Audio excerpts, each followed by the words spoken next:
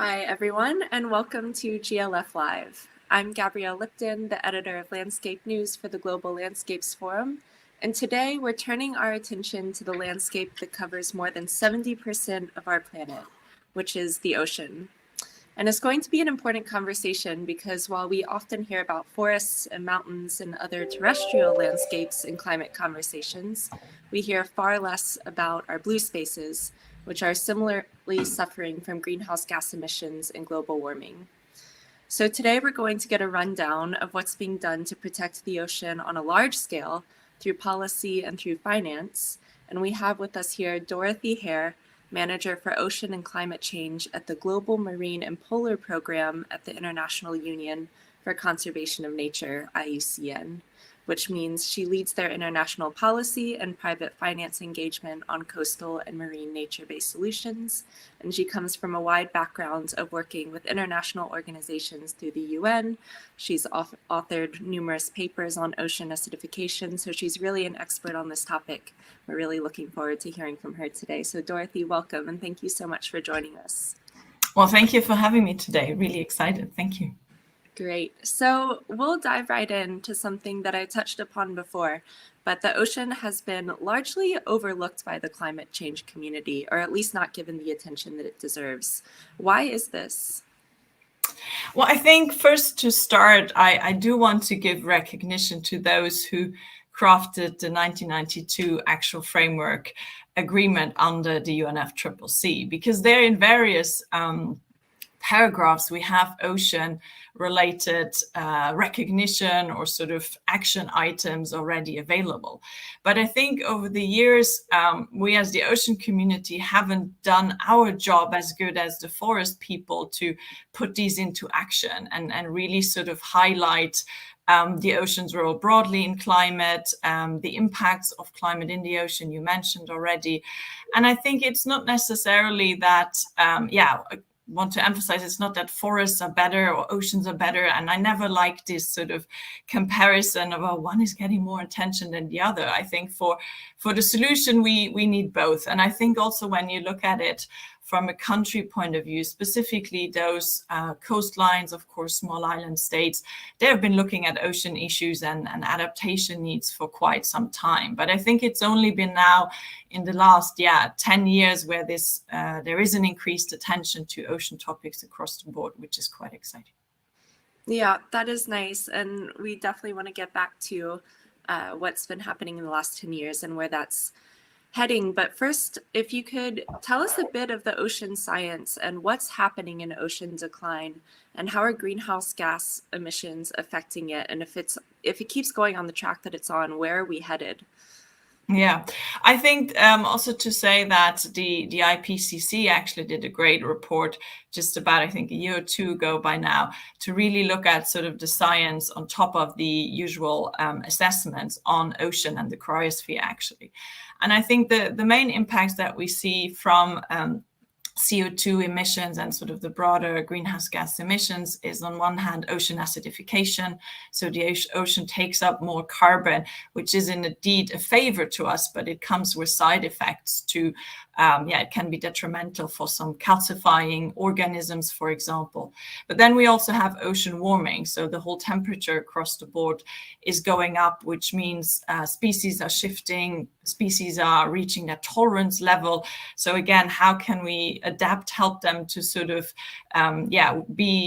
be in sort of the environments? And that, of course, also has implication on communities, fisheries, aquaculture. They all will see that effect as well.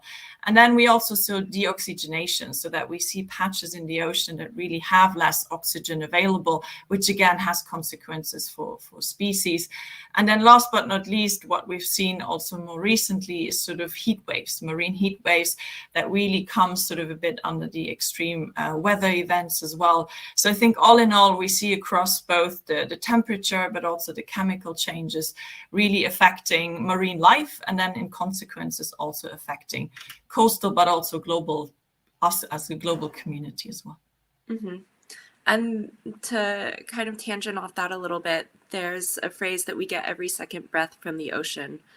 which means that it contributes largely to our oxygen supply. So if this acidification, if this decline keeps on track, what will happen to us as humans and the air that we breathe and the food that we have to eat? Yeah, well, it means changes. I think it's still in our hands a bit to decide how drastic or dramatic these changes will be. But as I already alluded upon, it will have changes in terms of food security, of fishing rights discussions. If we have moving species, how do we deal with that? I think, and largely also on how badly climate change will impact on the global scale, because as I said, we see that the ocean has done us a great favor by absorbing carbon dioxide into the ocean, but we also see that that's declining. So that means more CO2 will remain in the atmosphere because we have the balance between ocean and atmosphere. And I think it's this understanding that we can't look at mitigation as well as adaptation solutions unless we really understand the full cycle. What is happening, how long how is the carbon cycle really working, the biological pump, what is happening, and how do we bring that into discussion about the need for higher level emission reduction targets and so forth. So I think it's really this looking at the ocean as a piece of the puzzle, because it's not just the atmosphere, but it's really the ocean and the various ecosystems that play a crucial role here too. Mm-hmm. The connectivity through all of it.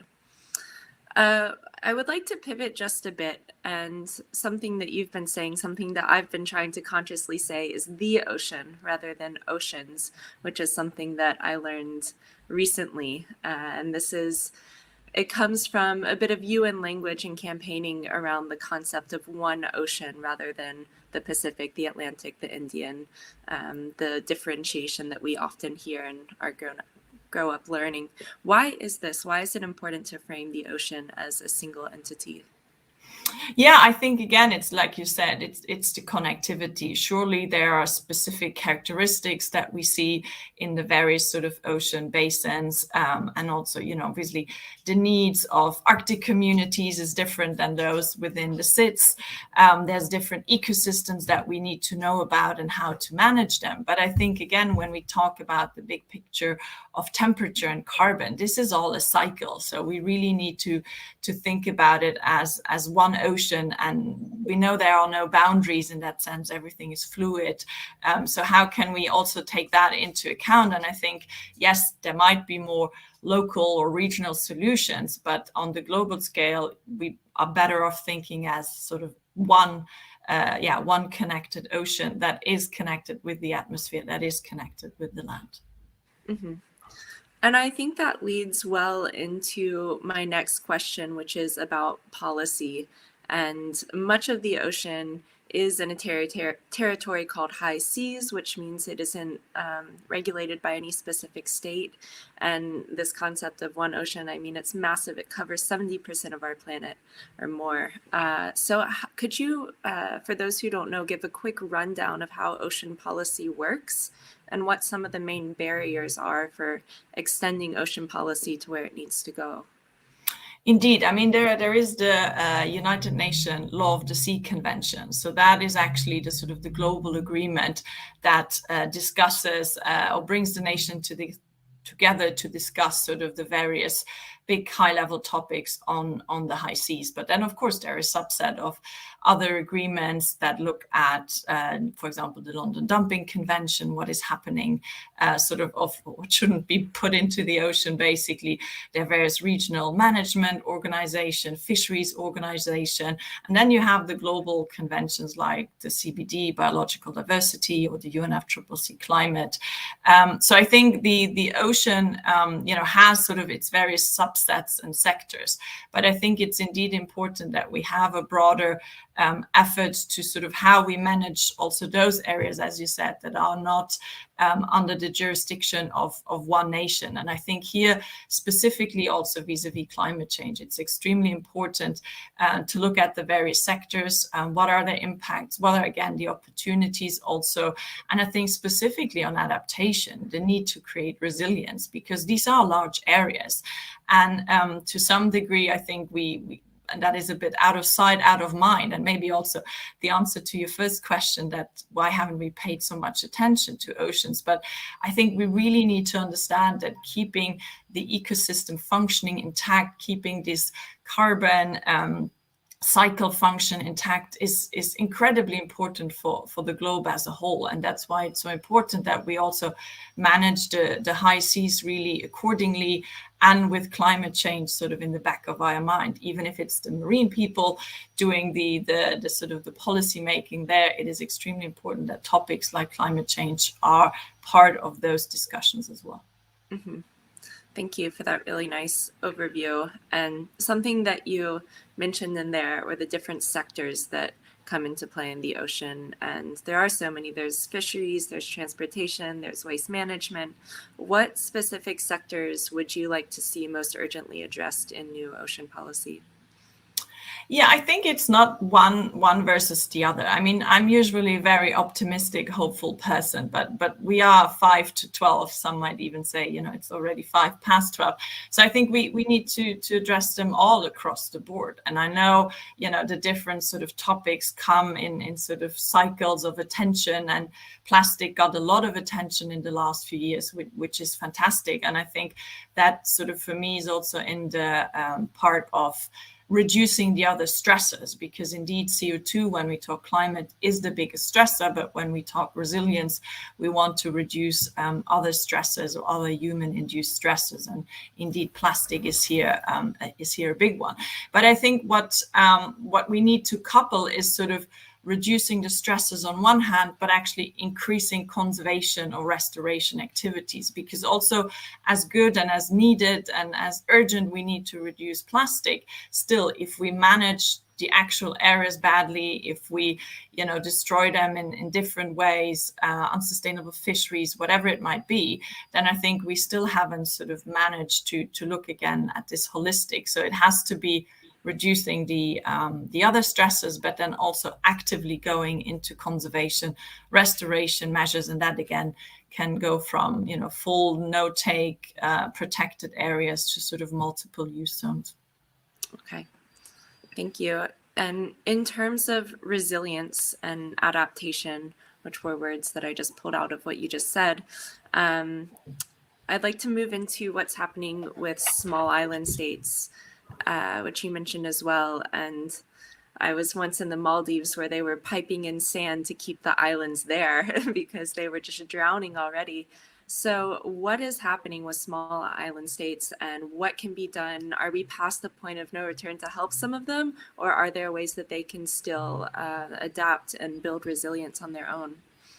No, absolutely. I think that otherwise it would mean giving up, and we can't do that. And no, it's not too late. But I think it's this rhetoric that we hear. It's really now the time to do it and get it done. And I think what I find exciting is that we do, I mean, as IUCN, of course, we're looking very much at the sort of nature-based solution side. And when we talk about that in the coastal zone, it's about restoration of ecosystem, whether that's mangroves or coral reefs. But we also need to be clear that in some instances, yes, them alone will not do it, or in some cases we are too late because of previous human interaction, that we destroyed areas for the last 10-50 years.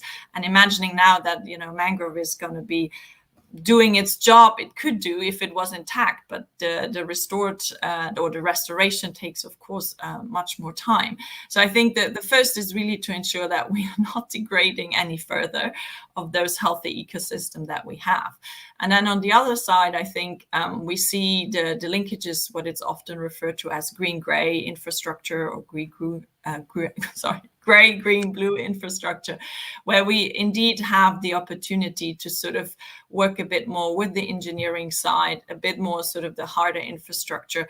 And I think here we have, or in various locations an opportunity to sort of not just bring in the more creative sort of solutions, but also different thinking, different type of money that could help actually do that. So certainly it is a very dire situation, but I believe there are more and more sort of these communities coming together, looking at sort of these synergistic solutions. And I hope again that we do this quickly. Mm-hmm. And there have definitely been some really strong rallying calls around this at the recent COP in Glasgow, and more ambition to just increase awareness and momentum for the ocean. In terms of finance, the idea of green finance has become more widespread. Climate finance, these are terms that we hear a lot more. What about blue finance and finance that's happening around the ocean? And what are some opportunities to link efforts to gain finance for ocean initiatives to fundraising for forest restorations, more of the big land-based financial commitments that we hear about? You've talked a lot about connectivity so far. How does this work in the finance space? Yeah, I think a bit similarly that the ocean investment is lagging a bit behind to the sort of green, and if we mean sort of both the forest, but also any sort of, let's say, technology, green technology, sustainability investments. But it's coming. It's definitely, sometimes you hear the more innovative finance mechanism or under the banner of sustainable blue economy, etc. So it is certainly advancing, and I think we need to use those opportunities. We have various sort of impact investment funds that have worked for the past few years, and we see more coming to the forefront. We see sort of bigger institutional investors. There is a tremendous sort of interest to really invest in nature-based solutions, whether that is now coastal marine or terrestrial.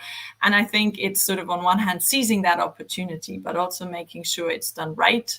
It has the high quality standards we want, when we talk social, environmental safeguards, communities, etc. So it's a bit a double-sided sword, right? On one hand, it's super exciting, but on the other hand, if we don't do it right, it can also go into the wrong direction. But back to sort of the ocean topic, I think there we again, also, I mean, from the different players, we see, players like the Green Climate Fund are picking up much more coastal and marine projects, sort of also, again, as I said, private investment. We see the multilateral development banks really also going out to invest in the blue space.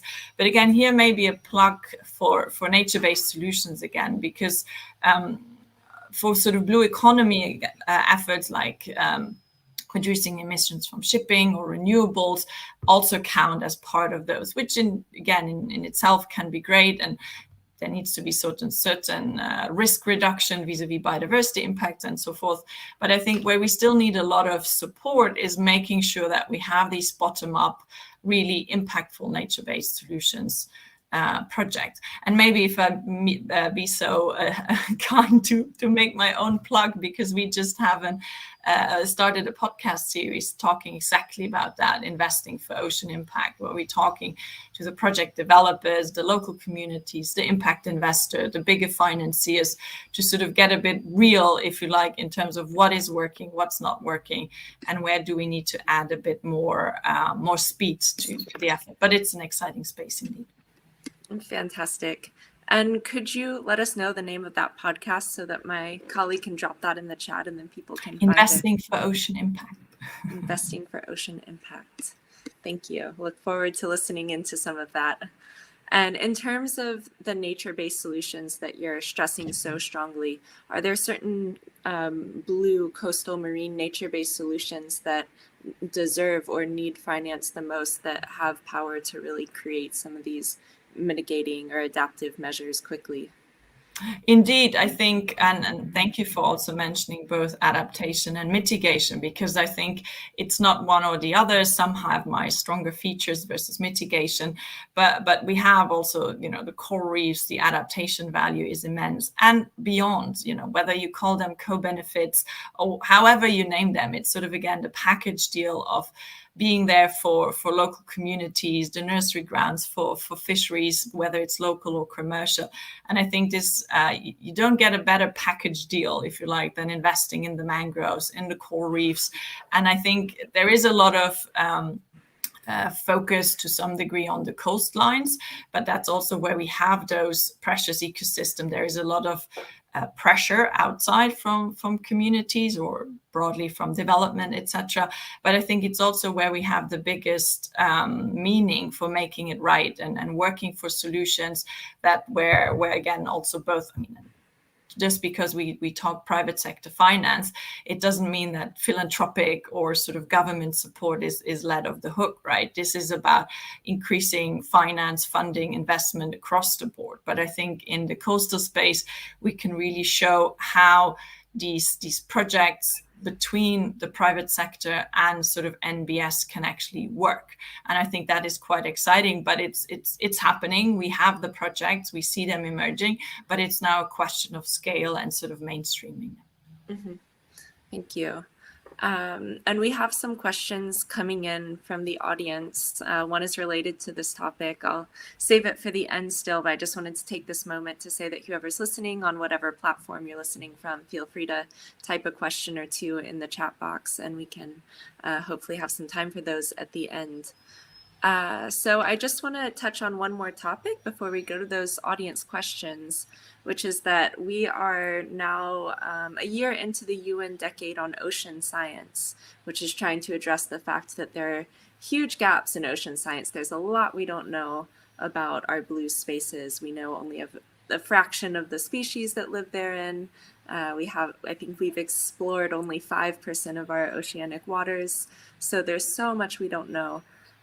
What is the relationship between the lack of ocean science and things like policy and finance and some of the mechanisms we have to address the ocean in the midst of climate change?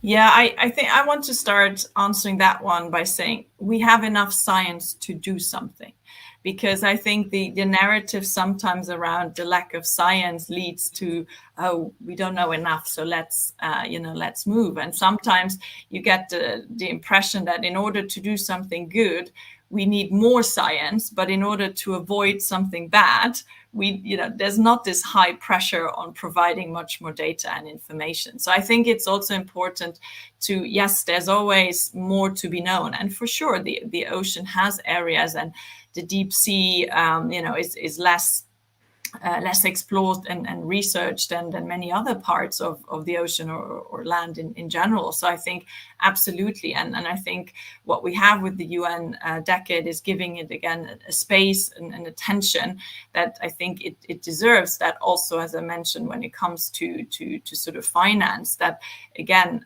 there is more support from governments into research and observation.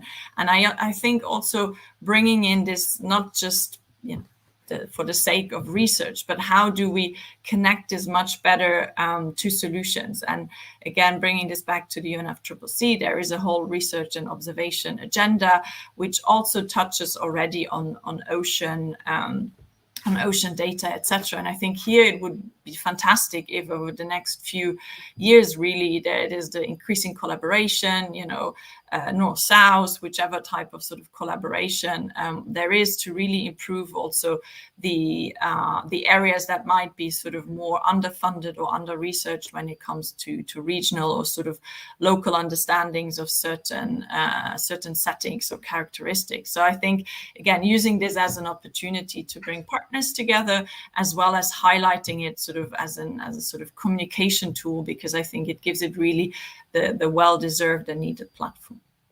Mm-hmm. Thank you. And then the last question before we go to audience questions, looking forward to next year, there's going to be a UN Ocean Conference that will be held in Lisbon. There's another climate COP in November, as there's most years. What outcomes do you hope to see most next year for oceans? I really hope that we bring forward also success stories, what has worked, because we tend to often run from one commitment to the next. And yes, we need more money. We need more actors on the table to really sort of take bold commitment, put the dollars on the table. But I think it's also being real about, what has happened, what has worked, bringing some of these voices to the forefront, because I think, we tend to sort of trying to reinvent the wheel sometimes. And I think it's also important to show what has worked and what can we scale and what can we sort of mainstream, as I said before. So I'm really hoping on a practical level that we really get the chance throughout the year. And it's going to be a very busy year. The French government has the One Ocean Summit, then there is the Our Ocean Conference in Palau, as you said, then SDG 14 and so forth. So it's going to be an incredibly busy year. So I don't want us to sort of, as the ocean community, to one trip over the other and just for the sake of commitments, come with somewhat hollow commitments, but really, if we do them, make them meaningful and really sort of with a big impact in mind, but then on the other side, give space to, to this really the efforts that we see happening big and small on the ground. So I would really hope to see that. Yeah. Mm-hmm. Well, it's nice to hear that there's so much coming up and so much to look forward to happening in this space. And I think your point about not making more empty commitments is very important, but to really see them through. So I'll go to a question now from John Paul, who's tuning in from Uganda. And he's asking, is it possible to grow food crops on oceans? Food crops. I have to say, I can talk a bit about aquaculture or sustainable aquaculture, but food crops, I have to admit, I don't know. There might be some sort of efforts out there, and surely when it comes also to renewable energy, there are various sort of efforts or research efforts out there. But specifically on food crops, I have to admit, I do not know. Okay. This is a question from Emmy, and she is asking, what kind of nature-based solutions have worked in protecting or restoring oceans? And do you have some concrete examples from around the world? Yeah, great. I think this picks up on the examples about mangrove restoration or conservation. We've seen projects now happening where you combine, for example, plastic, taking plastic out of the water, discarded fish nets, moving that into sort of the supply chain for recyclables, and then using some of that revenue actually to restore and protect certain mangrove areas. You have the local community involved, but then, as I said, also ensuring that those intact mangrove areas remain. There are other projects around tourism. Obviously, they had a little ditch in the last year, but we see them coming back to some degree, where again, sustainable tourism is an opportunity to generate revenues. You have the coastal protection angle of mangroves, and then also, of course, the coral reefs around it.